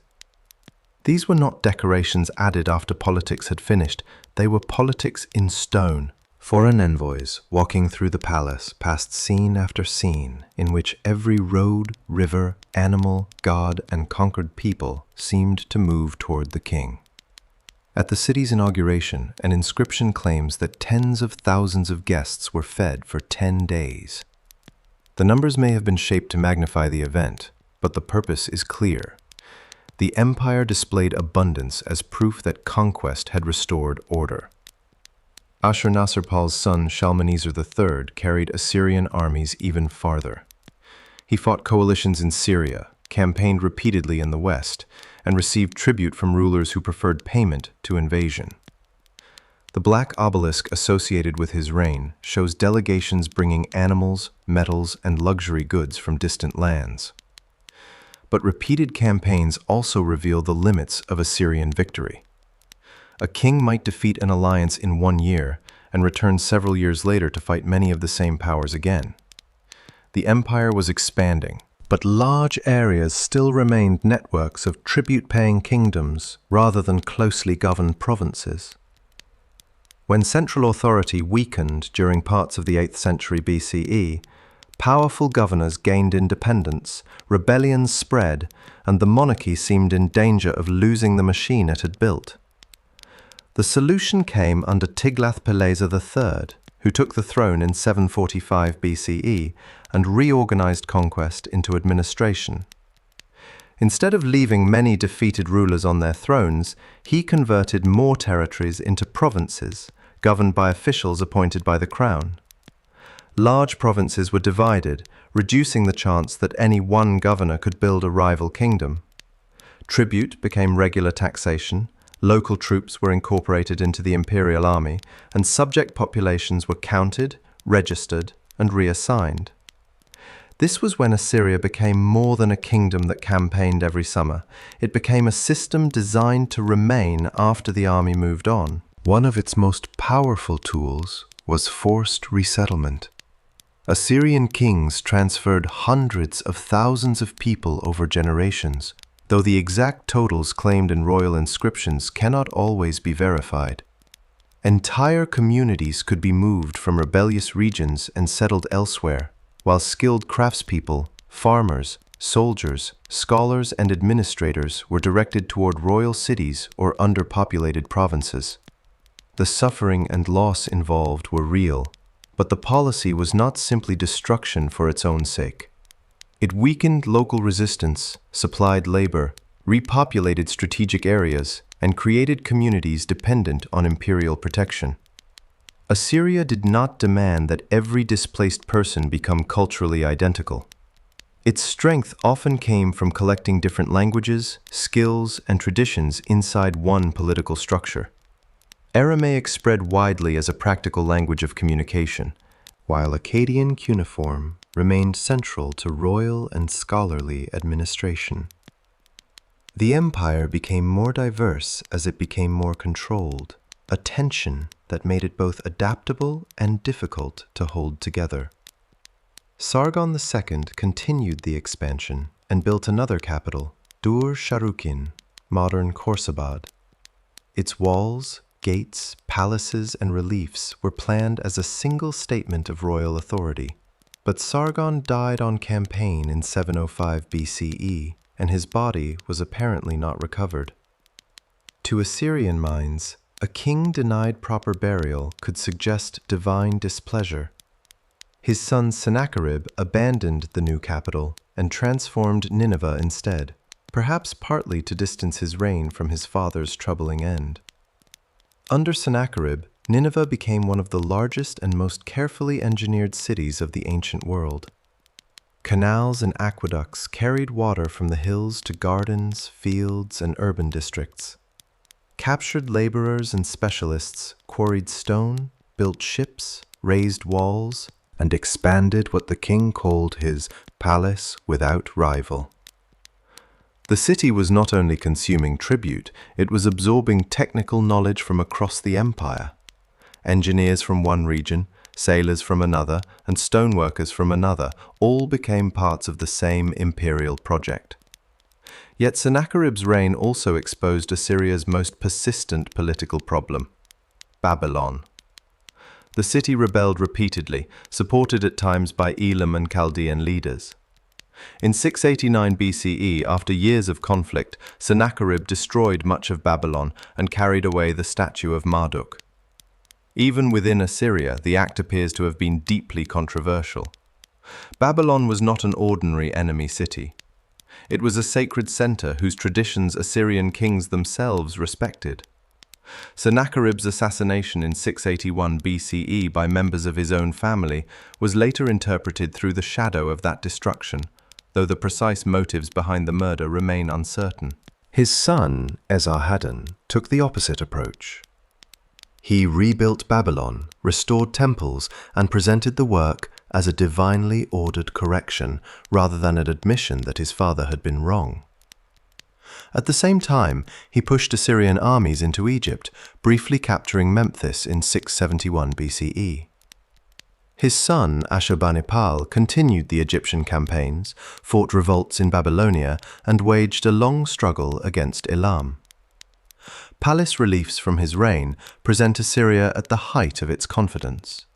But the empire's most enduring achievement may have come not from war, but from collection. Ashurbanipal was unusually proud of his scribal learning. At Nineveh, scholars gathered and copied tablets from temples and scholarly collections throughout Mesopotamia. Rituals, medical texts, omens, hymns, dictionaries, mathematical works, myths, royal inscriptions, and literary compositions, including versions of the Epic of Gilgamesh. The so-called Library of Ashurbanipal was not a modern public library contained in one room, and its surviving tablets came from several palace and temple collections. But the effort was still extraordinary. The empire that displaced populations and destroyed cities also preserved texts that might otherwise have disappeared. This was not a contradiction to Ashurbanipal. Knowledge was another form of control. If signs in the sky, symptoms in the body, words from ancient Sumer, and rituals required by the gods could be collected and interpreted, then the uncertainty of the world might be made manageable. But the tablets could not explain how quickly the empire would unravel. After Ashurbanipal's death, probably in the 630s BCE, succession struggles divided the royal house. Babylonia revolted under Nabopolassar. The Medes attacked from the east. Provinces and subject kingdoms that had supplied troops and taxes began slipping away, while Assyria was forced to defend several fronts at once. The system had always depended on victory feeding the next campaign. Tribute paid soldiers, displaced laborers built cities, and fear discouraged rebellion. Once defeats accumulated, the same network worked in reverse. Communication broke down, allies reconsidered their loyalty, and enemies discovered that the empire could not strike everywhere. In 614 BCE, the Medes captured Ashur. 2 years later, a coalition led by the Medes and Babylonians besieged Nineveh. The city fell in 612 BCE, an event later tradition transformed into an image of total destruction. Archaeology confirms violence and burning in parts of the city, but Nineveh did not vanish from the earth in a single night, and Assyrian resistance continued from Haran and then farther west until around 609 BCE. Still, the imperial center was gone. The palaces that had forced visitors to walk through an endless story of Assyrian victory now lay broken, their reliefs buried beneath collapsed walls. Yet burial preserved them. Centuries later, excavators would uncover the very images meant to make Assyria immortal, allowing the empire to speak again through its own carefully constructed vision of power. The final irony was already visible in 612 BCE. The conquerors who entered Nineveh inherited its methods even as they destroyed its rule. Roads, provincial government, mass administration, royal imagery, and the ambition to command many peoples from one capital did not die with Assyria. And among the forces standing over its ruins was Babylon, ready to turn the fall of its greatest enemy into the beginning of its own final age of glory. Babylon rose from Assyria's collapse with the confidence of a city that believed history had finally returned to its rightful center. Nabopolassar, a ruler whose origins remain uncertain, seized control of Babylon in 626 BCE and spent years fighting the Assyrians across Mesopotamia. His alliance with the Medes helped destroy Nineveh, but the fall of Assyria did not immediately guarantee Babylonian supremacy. Assyrian forces regrouped in the west, supported by Egypt, and the struggle continued until Nabopolassar's son, Nebuchadnezzar II, confronted an Egyptian army near Carchemish in 605 BCE. Babylonian accounts present the battle as a decisive victory, and although the details are incomplete, Egypt's effort to dominate Syria was checked. While Nebuchadnezzar was still campaigning, news arrived that his father had died. He hurried back to Babylon, secured the throne, and began a reign of more than 40 years that would transform the city into the most celebrated capital of its age. Yet the brilliance of Babylon rested on more than conquest. Nebuchadnezzar understood that an empire ruled from an ancient, sacred city needed to appear not merely strong, but cosmically necessary. Babylonian kings did not describe themselves as gods in the manner of some earlier rulers. They presented themselves as chosen servants of Marduk, responsible for maintaining temples, canals, walls, festivals, and the proper relationship between heaven and earth. Under Nebuchadnezzar, Babylon became a carefully constructed vision of that order. Approaching the city, a visitor would have seen immense defensive walls and waterways integrated into the urban landscape. Ancient writers later exaggerated Babylon's size, and modern estimates vary, but archaeology confirms that it was one of the largest and most ambitious cities of the ancient Near East. The Euphrates divided its districts, boats carried goods through the capital, and bridges connected communities on opposite banks. Streets led toward temples, warehouses, workshops, residences, and administrative centers, while the most important ceremonial route directed movement toward the sacred heart of the city.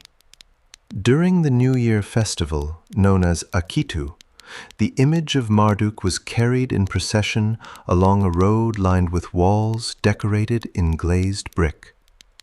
Lions, associated with the goddess Ishtar, appeared to stride beside the participants, their repeated bodies turning architecture into ritual movement. The route passed through the Ishtar Gate, whose blue glazed surface was covered with images of bulls and dragon-like creatures linked with powerful gods. In bright sunlight, the gate would not have looked like the pale ruins later excavators found. It would have shimmered with deep color, making the entrance to Babylon appear almost unreal against the dust-colored plain. The effect was deliberate. A foreign envoy, provincial official, captive ruler, or ordinary resident entering through that space was being told that Babylon stood at the center of a universe guarded by divine forces. Beyond the gate rose the great temple complex of Marduk-Esagila, and nearby stood the massive stepped structure called Etemenanki, whose name meant something like House of the Foundation of Heaven and Earth. It is often connected with later traditions about the Tower of Babel, though the relationship between the historical monument and the biblical story cannot be established with certainty. What is clear is that the ziggurat embodied Babylon's claim to connect the human and divine worlds. Its summit sanctuary stood above the flat city, visible for miles, while its brick mass represented generations of rebuilding. Nebuchadnezzar's inscriptions repeatedly describe his construction work, sometimes with greater enthusiasm than his military victories. He restored temples across Babylonia, repaired canals, strengthened fortifications, expanded palaces, and stamped bricks with his name by the millions. This was not simply vanity. Mud brick cities required constant maintenance. Without organized labor, walls eroded, channels filled with silt, and sacred buildings decayed. Building was government made visible. Every brick carried the message that the king had gathered workers, materials, food, transport, and technical knowledge into one coordinated act. Yet the beauty of Babylon was financed by empire. Nebuchadnezzar campaigned repeatedly in the Levant, a region caught between Babylonian power and Egyptian ambition.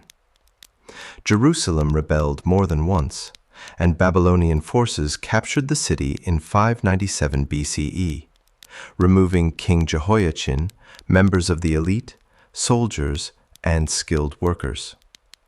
A second rebellion ended more catastrophically in 587 or 586 BCE, when Jerusalem was again taken and its temple destroyed. The biblical accounts describe this as a national disaster, while Babylonian records provide only part of the wider political picture. The deportations did not remove the entire population of Judah, but they displaced important groups and reshaped communities both in Babylonia and in the conquered land. For those carried east, Babylon's magnificence could hardly have appeared innocent. Its walls and temples were also monuments built by a state capable of breaking kingdoms and relocating families. Deportation under the Neo-Babylonian kings continued a practice used by earlier empires, though the surviving evidence suggests that many deportees were settled in organized communities rather than scattered without purpose. Some received land, paid obligations, conducted business, and preserved family identities across generations. Clay tablets from settlements in Babylonia record people with Judean names borrowing silver, leasing fields, transferring property, and participating in the local economy. Empire could destroy political independence while allowing displaced people to build new lives inside the system that had conquered them. That uneasy mixture of coercion and adaptation was one of Babylon's foundations. The city's wealth also depended on vast agricultural networks. Canals moved water across the plain, but irrigation demanded constant repair and careful regulation. Temples owned land, employed laborers, rented fields, lent commodities, and managed herds. Private families could also accumulate property and conduct business over generations. Archives reveal merchants, brewers, boatmen, craftsmen, priests, farmers, and creditors operating within a dense world of contracts and obligations. Silver served as a standard of value, while many payments were still made in grain, dates, wool, oil, or labor. Babylon was not merely a ceremonial capital filled with priests and monuments. It was a working city, whose splendor rested on thousands of ordinary transactions recorded on clay and then stored in rooms that no king expected modern archaeologists to open. Its scholars were equally active. Babylonian astronomers watched the sky with extraordinary patience, recording lunar eclipses, planetary appearances, weather, prices, and political events. Their purpose was not modern science in the strict sense. Celestial observation was closely tied to divination and the belief that the gods communicated through signs. Yet the disciplined accumulation of data allowed scholars to recognize cycles and make increasingly sophisticated predictions. The same culture that read divine intention in the heavens also learned that repeated observation could reveal regularity. That combination of belief and calculation should not be treated as a contradiction. For Babylonian scholars, the universe was meaningful precisely because it was ordered. The most famous wonder associated with the city, however, remains the least certain. Later Greek and Roman writers described the Hanging Gardens of Babylon as an artificial mountain covered with trees, terraces, and flowing water, supposedly built by Nebuchadnezzar for a homesick queen who longed for the green hills of her homeland. No surviving Babylonian inscription clearly mentions such a project, and excavations have not produced evidence accepted by most scholars as proof of the gardens at Babylon. It is possible that the structure existed but has not been identified, that later descriptions combined several real places, or that storytellers transferred the memory of elaborate Assyrian gardens at Nineveh to Babylon. One influential hypothesis places the famous gardens in Nineveh, where Assyrian texts and reliefs do describe ambitious landscaped spaces and complex waterworks. The question remains open, and that uncertainty may be more fascinating than a simple answer. The gardens reveal how Babylon became larger in memory than it was in stone. Once a city acquires the reputation of being the greatest place on earth, every astonishing structure can eventually be assigned to it. Nebuchadnezzar died in 562 BCE, and the stability built around his long reign quickly weakened. His son Amel-Marduk ruled briefly before being killed in a palace conspiracy. Neriglissar then took the throne, followed by the young Labashi-Marduk, who was removed after only a short reign. In 556 BCE, Nabonidus became king. He was not part of Nebuchadnezzar's direct family line, and his religious interests have made him one of the most debated rulers in Babylonian history. Nabonidus showed unusual devotion to the moon god Sin, especially at Haran and the Arabian oasis of Taima.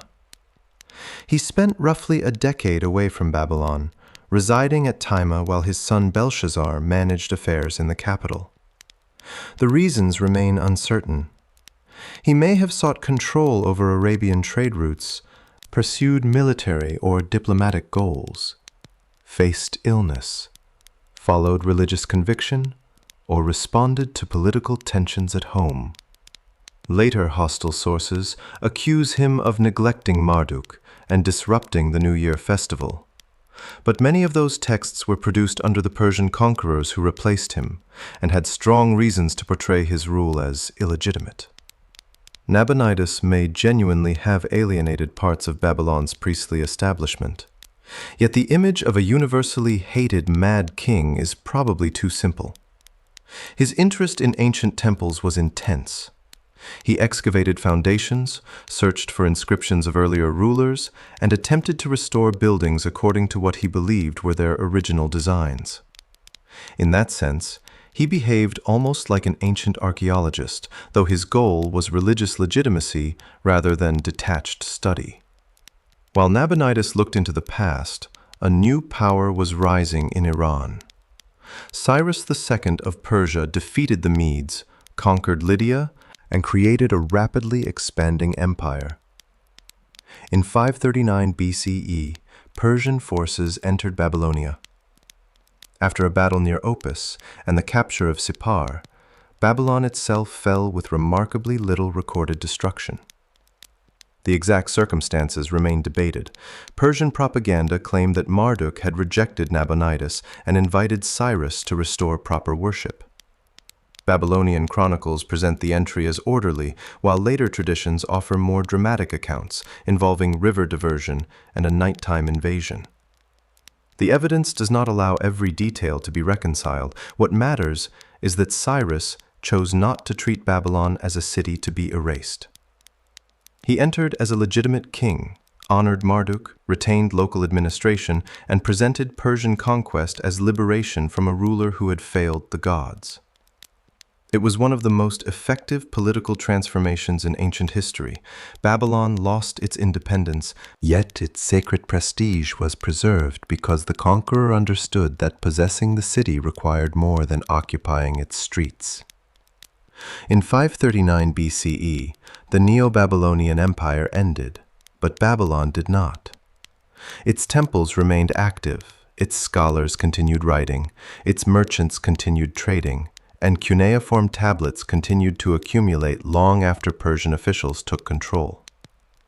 The last great native dynasty of Mesopotamia had passed, yet the civilization beneath it was still alive, quietly preparing to outlast another empire. The final question was no longer who would rule Babylon. It was how long Babylonian knowledge could survive after the political world that created it had disappeared. Babylon awoke under Persian rule, with different soldiers at its gates, but much of its inner life still intact. Merchants opened storerooms, temple personnel prepared offerings, families settled debts, and scribes pressed wedges into clay as they had done for generations. The political map had changed in 539 BCE, yet the city had not suddenly become a ruin or a museum of its former greatness. Cyrus and the Achaemenid kings understood that Babylonia was too wealthy, populous, and symbolically powerful to govern through destruction alone. Babylon became one of the important royal centers of the Persian Empire, connected to a network extending from the Indus Valley to Egypt and the Aegean. Imperial Aramaic grew increasingly useful for communication across that enormous territory, and Persian administrators introduced their own structures of authority. But Babylonian temples, commercial families, legal habits, calendars, and scribal traditions continued to function. Clay tablets from the Persian period record leases, taxes, agricultural production, loans, partnerships, marriages, inheritances, and the quiet persistence of households whose archives crossed the boundary between native and foreign rule. Political independence had ended, but civilization did not depend on independence alone. It also lived in routines, institutions, and specialized knowledge that a conqueror could replace only at great cost. Persian rule was not always peaceful. Babylon rebelled more than once, and later kings responded with force. The exact scale of the punishments, especially under Xerxes, remains debated because Greek narratives, royal inscriptions, and archaeological evidence do not always align. Older accounts sometimes claim that Xerxes destroyed Babylon's temples and removed the statue of Marduk completely, but the evidence suggests a more complicated process of repression, administrative change, and continued religious activity. The uncertainty itself is revealing. Great cities rarely die in the neat way later storytellers prefer. A rebellion may end, an elite family may lose its position, a temple may suffer, and yet worship, commerce, and daily life can continue in altered forms. Babylon's identity was already becoming layered: Babylonian in ritual, Persian in imperial allegiance, Aramaic in much everyday communication, and increasingly connected to a world that no longer saw Mesopotamia as its only political center. Then, in 331 BCE, Alexander of Macedon defeated Darius III and entered Babylon. The city welcomed another conqueror who understood the value of presenting himself as a restorer rather than a foreign destroyer. Alexander participated in Babylonian religious traditions and planned major work on the city's monuments.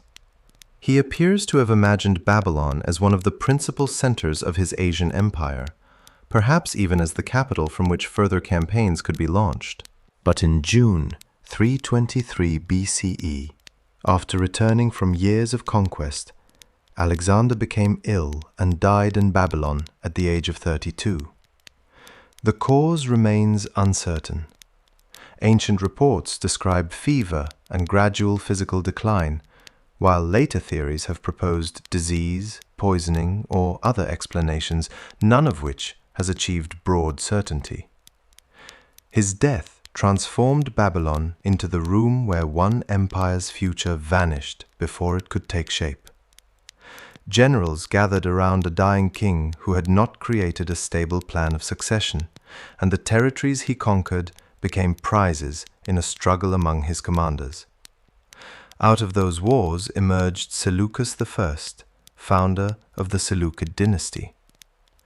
The Seleucid rulers inherited Persian administrative traditions, Macedonian military culture, Greek political institutions, and the ancient urban world of Mesopotamia. They did not govern a simple Greek state imposed upon an empty eastern landscape.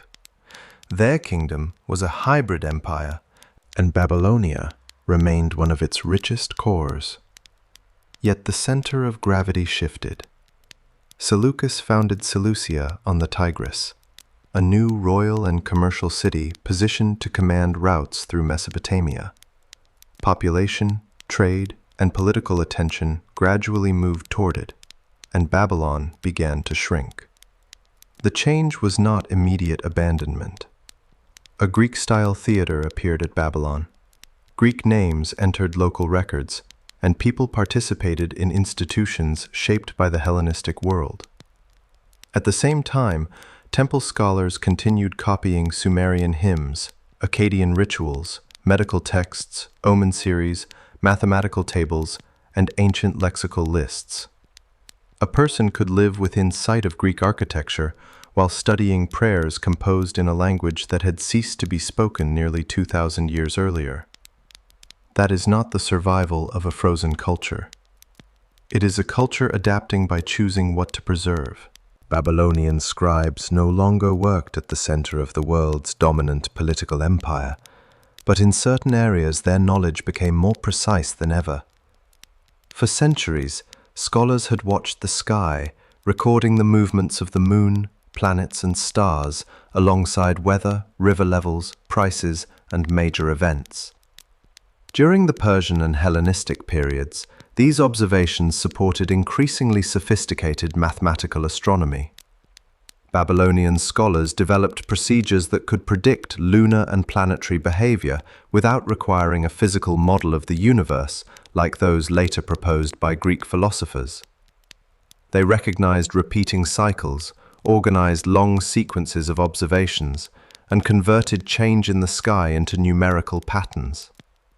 The same intellectual tradition helped shape the 12-sign zodiac and influenced Greek, Egyptian, Iranian, Indian, and later Islamic astronomy and astrology. The transmission was not a simple one-way gift from Babylon to everyone else. Greek and Babylonian scholars encountered, borrowed from, and challenged different traditions within the connected Hellenistic world. But the depth of Babylonian observation gave later thinkers centuries of accumulated evidence that no individual lifetime could have produced. This was one of Mesopotamia's quietest breakthroughs. Knowledge became powerful not only because one brilliant person discovered something, but because institutions kept records long enough for patterns to emerge across generations. The numerical habits of Mesopotamia traveled even farther than its religious ideas. Sumerian and Babylonian scribes used place value systems and calculations strongly shaped by the number 60. That inheritance remains embedded in the way modern people divide an hour into 60 minutes, a minute into 60 seconds, and a circle into 360 degrees, although these modern conventions developed through long chains of transmission and should not be credited to one inventor or one moment. Mesopotamian mathematics was created for practical and scholarly purposes, measuring fields, calculating volumes, distributing rations, tracking interest, constructing buildings, and solving problems that sometimes moved beyond any obvious daily need. Their tablets show that abstract reasoning did not appear separately from administration. It grew inside a world where land had to be measured, grain divided, and time understood. Under Parthian rule, which reached Babylonia in the 2nd century BCE, Babylon's political importance declined further. The city suffered during regional conflicts and never fully recovered its earlier population, while nearby centers attracted commerce and government. Yet temple communities continued to maintain fragments of the old scholarly world. Tablets from the Seleucid and Parthian periods contain astronomical almanacs, ritual instructions, incantations, hymns, commentaries, grammatical exercises, and copies of ancient literature. Some present Sumerian lines beside Akkadian translations, evidence that scholars were preserving languages no longer used in ordinary conversation. By then, Aramaic and Greek had replaced Akkadian across much of public and daily life. Cuneiform survived not because it was convenient, but because it carried authority. Learning it connected a scholar to gods, ancestors, and texts believed to contain knowledge unavailable through newer scripts. But this created a fragile form of survival. An alphabet could be learned with a relatively small collection of signs. Cuneiform demanded mastery of hundreds of signs, multiple possible readings, old vocabulary, and traditions passed from teacher to student. As temples weakened and fewer families maintained scribal training, the chain narrowed. The last securely dated cuneiform texts known today come from the 1st century CE, with a tablet dated to about 75 CE, often cited among the final surviving examples. Someone took a reed stylus, prepared wet clay, and wrote in a tradition nearly 3,500 years old. The scribe probably did not know that the line was ending. Scripts do not announce their final day. Perhaps the student still learned a few signs afterward. Perhaps rituals continued from memory. Perhaps tablets that would change the date remained buried. But eventually, there was no teacher left who could make the wedges speak. Mesopotamia entered a strange second death. Its cities had declined, but now even their written voices became unreadable. Names such as Babylon and Nineveh survived in biblical, Greek, Persian, Jewish, Christian, and later Islamic traditions, yet Sumer disappeared almost completely from human memory. The ruined mounds of Iraq remained visible, but travelers often did not know which city lay beneath them. Bricks, stamped with Nebuchadnezzar's name, were reused in later buildings. Wind and rain softened walls back into earth. Villages stood beside landscapes containing palaces, libraries, homes, and archives whose languages no living person understood. Then, during the 19th century, excavators began opening those mounds on a large scale. At sites such as Nineveh, Nimrud, Babylon, and workers uncovered colossal sculptures, palace reliefs, inscribed bricks, graves, and tens of thousands of tablets. Early excavation was often destructive, shaped by imperial competition and a desire to fill European museums, while the labor and knowledge of local Iraqi workers were frequently minimized in published accounts. Even so, the discoveries forced the ancient world to expand. Assyria was no longer merely a threatening name in scripture. It had faces, kings, roads, battles, letters, contracts, and libraries. Decipherment came through the study of multilingual inscriptions, especially the monumental text at Behistun, where versions written in Old Persian, Elamite, and Babylonian Akkadian provided scholars with related texts in different languages. Progress depended on many researchers rather than one heroic breakthrough. By 1857, several scholars independently translated the same Assyrian inscription and produced sufficiently similar results to convince many observers that cuneiform had truly been deciphered.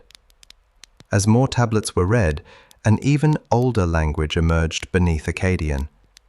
It had no known close relative and had survived for centuries as a scholarly language. Modern researchers called it Sumerian. The people who had vanished from historical memory returned through lists of grain, hymns to gods, school exercises, royal boasts, legal disputes, jokes, laments, and stories. In 1872, George Smith announced that a tablet from Nineveh contained a Mesopotamian flood narrative resembling the biblical account, creating an international sensation. The discovery was important not because it proved one story copied another in a simple way, but because it revealed a deeper world of shared traditions, transformed across languages and centuries. Gilgamesh returned as well, no longer only a name in broken inscriptions, but the central figure in an epic about friendship, grief, fame, and the impossible search for escape from death. Archaeology had not resurrected Mesopotamia exactly as it once was. Every tablet was incomplete, every translation involved judgment, and every excavation removed objects from their original relationships. New discoveries continue to revise old conclusions, while enormous numbers of tablets remain unpublished or only partly understood. Yet the civilization once considered lost now speaks with an intimacy few ancient worlds can match. We can read a mother's complaint, a merchant's frustration, a student's mistake, an astronomer's observation, and a king's attempt to control how the future remembers him. Mesopotamia's deepest legacy is therefore not a checklist of inventions belonging to one heroic people. It is the long accumulation of choices made by Sumerians, Akkadians, Babylonians, Assyrians, Kassites, Arameans, Persians, Greeks, and many communities whose identities are harder to recover. Each inherited tools, stories, gods, institutions, and problems from those who came before, then altered them for a new world. Cities rose because people learned to cooperate, but those cities also produced inequality. Writing preserved poetry, but it first strengthened administration. Law restrained violence, but it protected hierarchy. Empire connected distant cultures, but it moved populations through force. Knowledge reached across millennia, but only because generations of unnamed workers made clay, repaired buildings, trained students, and copied words whose authors were already dead. Along the Tigris and Euphrates, the old walls have mostly returned to the mud from which they were raised. Rivers have changed course, canals have disappeared, and places that once seemed to stand at the center of creation now rest beneath silent mounds. But the silence is no longer complete. A small tablet can still hold the amount of barley given to a worker on an ordinary day 4,000 years ago. A broken hymn can still preserve one line of devotion. A story copied by an exhausted student can still ask why human beings must die. The empires ended, the gods lost their temples, and the script itself was forgotten. But Mesopotamia did not disappear. It had already placed part of the human experience outside the limits of a single lifetime, waiting in the earth for someone, someday, to learn how to read it again.